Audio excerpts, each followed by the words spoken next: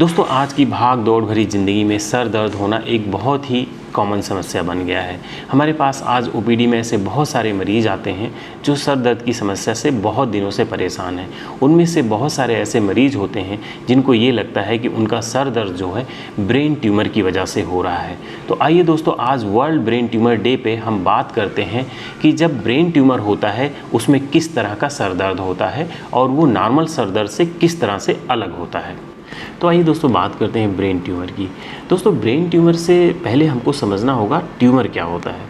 तो दोस्तों हमारे शरीर में डिफरेंट टाइप की सेल्स पाई जाती हैं जिनके अंदर समय समय पे डिवीज़न होता रहता है, लेकिन ये डिवीज़न कंट्रोल वे में होता है।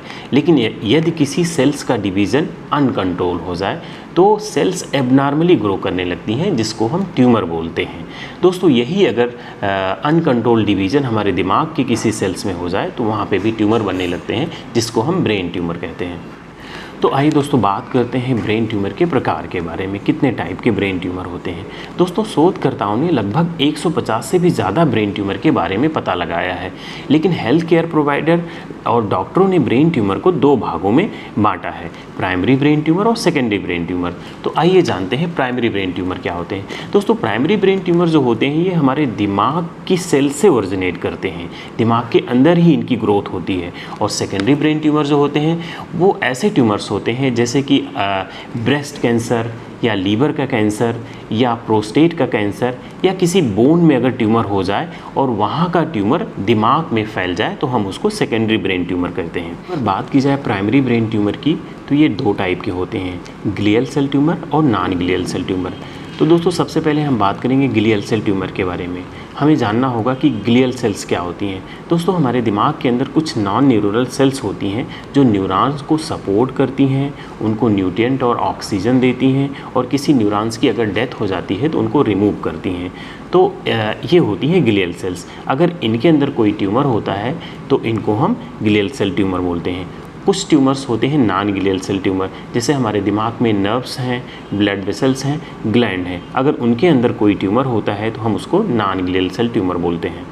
66% ट्यूमर जो होते हैं बेनाइन होते हैं और 1/3 ट्यूमर मैलिग्नेंट होते हैं, मतलब लगभग 33% ट्यूमर जो होते हैं वो मैलिग्नेंट होते हैं। यहाँ पे दोस्तों मैं बताना चाहूँगा बेनाइन ट्यूमर और मैलिग्नेंट ट्यूमर के बारे में।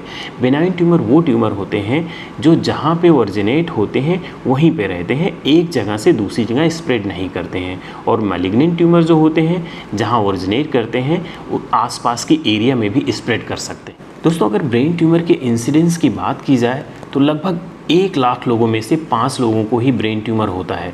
उसके बावजूद भी मैंने ओपीडी में देखा है अगर किसी मरीज़ को सर दर्द या चक्कर या कुछ भी ऐसा माइनर प्रॉब्लम होता है तो सबसे पहले वो ब्रेन ट्यूमर के बारे में ही सोचता है। बात करते हैं ब्रेन ट्यूमर के रिस्क के बारे में, मतलब किन लोगों को ब्रेन ट्यूमर होने का खतरा सबसे ज़्यादा होता है।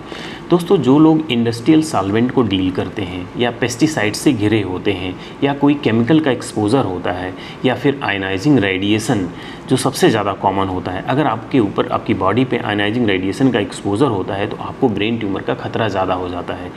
जैसे कि जो लोग एक्सरे को डील करते हैं या सिटी स्कैन को डील करते हैं, अक्सर देखा गया है जहाँ पे एक्सरे होता है वहाँ पे लोगों की भीड़ इकट्ठा रहती है। बहुत समझाने के बावजूद भी कोई मानता नहीं है कि यहाँ पे खतरा है। वहाँ पे वार्निंग सिग्नल्स भी लगे होते हैं, वार्निंग साइंस लगे होते हैं, लेकिन कोई भी उसको देखता नहीं, अक्सर लोग उसको इग्नोर कर देते हैं। ऐसे ट्यूमर होते हैं जिनकी फैमिली हिस्ट्री होती है, जैसे न्यूरोफाइब्रोमेटोसिस। अगर ये फैमिली में किसी को भी होता है तो बच्चों में इस ट्यूमर के होने का चांसेस बहुत ज़्यादा बढ़ जाता है। दोस्तों अगर बात की जाए जेनेटिक्स की तो कुछ सिंगल न्यूक्लियोटाइड पॉलीमॉर्फिज्म होते हैं जिनकी होने की वजह से ब्रेन ट्यूमर का खतरा बहुत ज़्यादा बढ़ जाता है।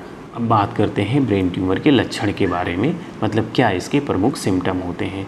दोस्तों अक्सर ब्रेन ट्यूमर में ये देखा गया है जो सबसे पहला लक्षण होता है सर दर्द, लेकिन इसको नॉर्मल सर दर्द से अलग क्यों माना गया है।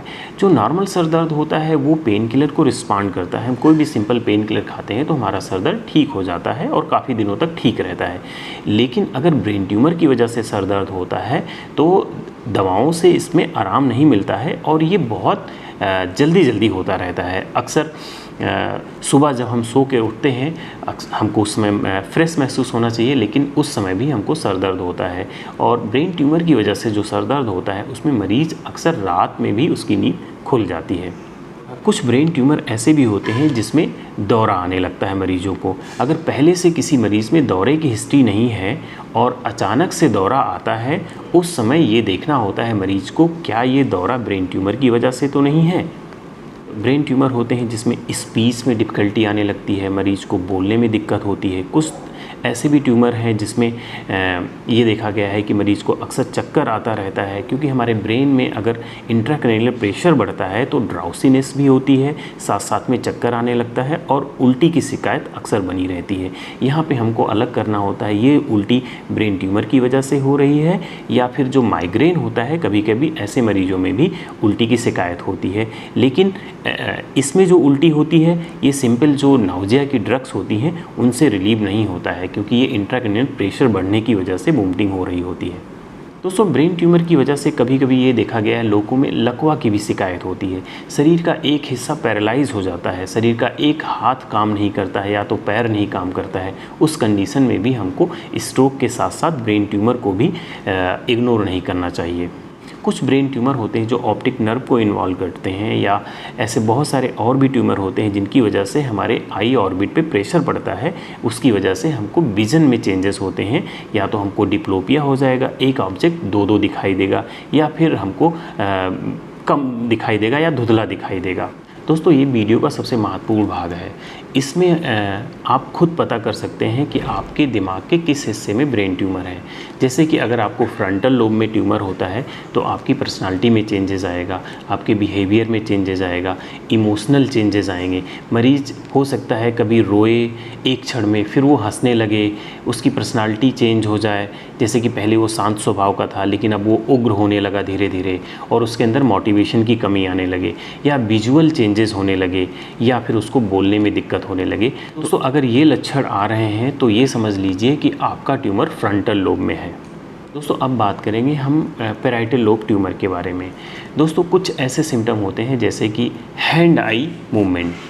अगर किसी व्यक्ति को कोई चीज़ ड्रा करने में दिक्कत हो रही है, मतलब उसको लिखने में दिक्कत हो रही है या बोलने में दिक्कत हो रही है, तो हो सकता है उसके दिमाग के पैराइटल लोब में ट्यूमर हो। बात करते हैं ऑक्सीपिटल लोब ट्यूमर के बारे में। दोस्तों, हमारे दिमाग में जो ऑक्सीपिटल लोब होता है उसका देखा गया है कि जो वहाँ पे नर्व्स होती हैं वो विजन्स को कंट्रोल करती हैं। अगर यहाँ पे कोई ट्यूमर होता है तो आपको विजुअल चेंजेस हो सकते हैं, आपकी एक आँख में रोशनी की कमी या दोनों आँख में रोशनी की कमी हो सकती है। साथ में ये भी देखा गया है ऐसे मरीजों में इल्यूजन्स पाए जाते हैं और हालुसिनेशन की भी समस्या देखी गई है। इल्यूजन का मतलब ऐसे मरीज़ रस्सी को सांप समझ लेते हैं, या उनको कुछ ऐसी आवाज़ें आती हैं जो वास्तविकता में नहीं आती होती हैं, उनको हम हालुसिनेशंस बोलते हैं। ऑडिटरी हालुसिनेशंस में कुछ कानों में तरह तरह की ऐसी आवाज़ें आती हैं जो और इंसानों को नहीं सुनाई देती हैं, और जिन व्यक्ति को दिक्कत होती है उन्हीं को ऐसा महसूस होता है। या कुछ ऐसे चित्र भी उनको दिखाई दे सकते हैं जो नॉर्मल पर्सन को नहीं दिखाई देते हैं। दोस्तों, अगर किसी को टेम्पोरल लोब में ट्यूमर होता है तो हम उसको कैसे पहचानें? दोस्तों, टेम्पोरल लोब में जब ट्यूमर होता है तो उस समय मरीज़ को शॉर्ट टर्म और लॉन्ग टर्म मेमोरी में प्रॉब्लम आती है, वो लैंग्वेज को अंडरस्टैंड नहीं कर पाता है। अगर आपके ब्रेन स्टेम में ट्यूमर है तो हो सकता है आपको बोलने में दिक्कत हो, कोई चीज़ आप निगल रहे हैं तो निगलने में दिक्कत हो, सांस लेने में भी दिक्कत देखी गई है ऐसे मरीजों में, क्योंकि हमारा ब्रेन स्टेम जो होता है वो ब्रीदिंग शैलोइंग को कंट्रोल करता है, उसके सेंटर यहीं पे होते हैं। तो अगर यहाँ पे अगर कोई ट्यूमर है तो आपको सांस लेने में दिक्कत हो सकती है। साथ में ऐसे मरीजों में भी पर्सनालिटी में चेंजेस देखने को मिलते हैं। तो अब हम बात करेंगे पिट्यूटरी ट्यूमर के लक्षण के बारे में। दोस्तों, अगर इस ग्रंथि में कोई ट्यूमर होता है तो इसकी वजह से आपके शरीर के हार्मोन जो होते हैं वो या तो बढ़ जाएंगे या तो घट जाएंगे। जो हार्मोन बढ़ेगा उसके अकॉर्डिंग आपके बॉडी में लक्षण देखने को मिलेंगे। जैसे कि कुछ मरीज़ हैं उनके अंदर एबनॉर्मल मिल्क का सिक्रीशन होने लगता है। कुछ ऐसे मरीज़ होते हैं जिनकी लिबिडो कम हो जाती है, उनकी सेक्स ड्राइव कम हो जाती है। बहुत से ऐसे मरीज़ होते हैं जब पिट्यूटरी हार्मोन में चेंजेस आते हैं तो इनफर्टिलिटी के भी लक्षण देखने को मिलते हैं। तो बात करते हैं ब्रेन ट्यूमर के डायग्नोसिस के बारे में। दोस्तों, आज मॉडर्न साइंस के युग में ब्रेन ट्यूमर की डायग्नोसिस बहुत ही आसान हो गई है। हम ब्रेन ट्यूमर को जितना जल्दी पकड़ेंगे, जितना जल्दी डायग्नोस करेंगे, इसका ट्रीटमेंट उतना ही अच्छा होगा। तो आइए दोस्तों जानते हैं ऐसे कौन से टेस्ट हैं जिनकी मदद से हम ब्रेन ट्यूमर को पता कर सकते हैं।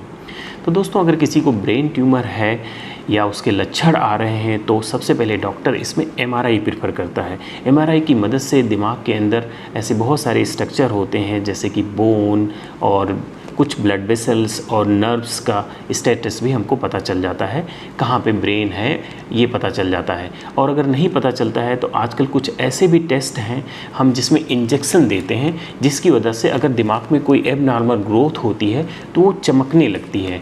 अगर कोई ऐसी ग्रोथ दिखती है तो वो बहुत आसानी से पकड़ में आ जाती है। दोस्तों एमआरआई के बाद अगर देखा जाए तो ऐसे और भी बहुत सी जांचें हैं, जैसे कि पेट स्कैन, स्पेक्ट और एमआर स्पेक्ट्रोस्कोपी, और भी ऐसे कुछ और स्टेप हैं जैसे हम टिश्यू बायोप्सी भी करते हैं। अगर कोई ग्रोथ होती है तो उसकी बायोप्सी की जाती है, उसके ट्यूमर मार्कर के बारे में पता किया जाता है। अगर किसी को हियरिंग में प्रॉब्लम आ रही है तो अगर हम सपोज कर रहे हैं कि उसको एकास्टिक न्यूरोमा है तो हम सबसे पहले उसको ईएनटी के पास भेजकर उसका ऑडियोमेट्री टेस्ट करवाते हैं। अगर विजुअल में प्रॉब्लम आ रही है तो हम ऑप्थेल्मोलॉजिस्ट की मदद से सबसे पहले उसकी विजुअल एक्यूटी और फंडस एग्जामिनेशन कराते हैं। फंडस में भी अगर कोई चेंजेस दिखता है या उसका कोई प्रेशर बढ़ा होता है या नर्व में चेंजेस आती हैं तो वो अकॉर्डिंगली न्यूरोफिजिशियन या न्यूरोसर्जन के पास रेफ़र कर देते हैं। दोस्तों कुछ ऐसे भी ट्यूमर हैं जिनमें अगर हम लंबर पंक्चर करते हैं या सीएसएफ का एग्जामिनेशन करते हैं तो कुछ एबनॉर्मल सेल सीएसएफ में देखने को मिलती हैं। तो ये एक बहुत ही महत्वपूर्ण टेस्ट होता है। जब भी कोई ऐसा मरीज़ आए जिसमें डाउट होता है कि नहीं ब्रेन ट्यूमर का खतरा है तो हमको ज़रूर लंबर पंक्चर उसका करवाना चाहिए। तो आइए दोस्तों बात करते हैं ब्रेन ट्यूमर के ट्रीटमेंट के बारे में। दोस्तों ब्रेन ट्यूमर अब अनट्रीटेबल नहीं है, हमारे पास बहुत सारे ऐसे ऑप्शंस हो गए हैं जिनकी मदद से हम ब्रेन ट्यूमर को भी कंट्रोल कर सकते हैं। तो दोस्तों ब्रेन ट्यूमर के ट्रीटमेंट में ये देखा गया है, सबसे पहले तो ये डिसाइड किया जाता है कि ब्रेन ट्यूमर का साइज़ क्या है, उसकी लोकेशन क्या है, ब्रेन ट्यूमर कैसा है, फास्ट ग्रोइंग है कि स्लो ग्रोइंग है, ये बेनाइन है कि मलिग्नेंट है। तो दोस्तों इस बिहाफ पे उसका हम ट्रीटमेंट करते हैं। अगर कोई बेनाइन ट्यूमर होता है तो उसको सबसे पहले हम ऑब्जर्व करते हैं। तो ऑब्जर्वेशन के बाद ये देखा गया बहुत सारे बेनाइन ट्यूमर की ग्रोथ जो होती है समय के अनुसार नहीं होती है, तो हम उनको छोड़ देते हैं, उनकी वजह से बहुत ज़्यादा दिक्कत नहीं होती है। लेकिन दोस्तों अगर ब्रेन ट्यूमर मैलिग्नेंट है, एग्रेसिव है, फास्ट ग्रोइंग है तो उस समय हमको बहुत सारे ट्रीटमेंट मोडलिटी की आवश्यकता पड़ती है। जैसे उस कंडीशन में हमको कीमोथेरेपी की भी मदद लेनी पड़ती है, रेडियोथेरेपी की भी मदद लेनी पड़ती है, और ऐसे केसेस में भी सर्जिकल रिसेक्शन की भी मदद ली जाती है। दोस्तों हर साल 8 जून को वर्ल्ड ब्रेन ट्यूमर डे मनाया जाता है। इस दिन का मेन उद्देश्य यही होता है कि आपको ब्रेन ट्यूमर से जुड़े हुए तमाम ऐसे फैक्ट जो हैं वो क्लियर हों और इसके प्रति आप जागरूक हो सकें और अपने आसपास के लोगों को भी जागरूक कर सकें। तो दोस्तों इस दिन के उपलक्ष्य में भी आज हमने ब्रेन ट्यूमर के बारे में बात की।